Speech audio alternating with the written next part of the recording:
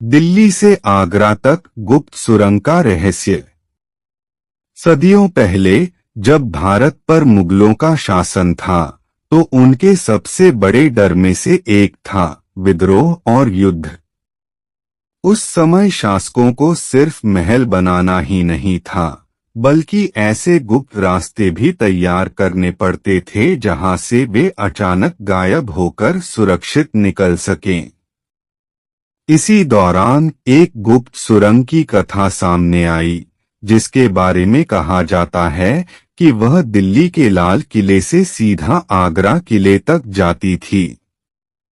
सोचिए, लगभग 200 किलोमीटर लंबी यह सुरंग क्या सच में संभव हो सकती है? यही इसका सबसे बड़ा रहस्य है। सुरंग की कहानी। कहते हैं कि बादशाह शाहजहां ने इस सुरंग को बनवाया था ताकि अगर दिल्ली में हमला हो तो पूरा शाही परिवार बिना किसी को पता चले आगरा पहुंच सके। लेकिन जब कुछ लोगों ने इस सुरंग में प्रवेश किया तो उन्हें अजीब अनुभव हुए। अचानक बहुत ठंडी हवाएं चलने लगीं। दीवारों से जैसे कोई धीरे धीरे बातें कर रहा हो। कुछ तो यह भी कहते हैं कि उन्हें परछाइयां दिखाई दीं, जो उन्हें और अंदर जाने से रोक रही थीं। दिल्ली से आगरा तक गुप्त सुरंग का रहस्य।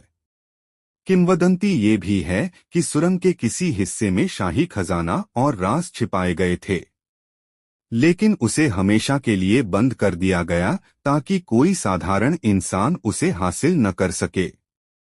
आज की स्थिति। इतिहासकारों ने कई बार यह जानने की कोशिश की कि सुरंग सच में है या सिर्फ अफवाह। लाल किले के कुछ हिस्सों में बंद दरवाजे और नीचे जाने वाली सीढ़ियां आज भी हैं, जिन पर प्रवेश निषेध है। स्थानीय लोग मानते हैं कि इन्हीं सीढ़ियों के पीछे वो रहस्यमयी सुरंग है।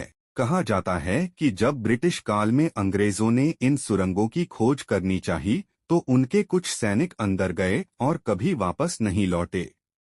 इसके बाद सुरंगों को पूरी तरह बंद कर दिया गया। रहस्य आज भी जिंदा है।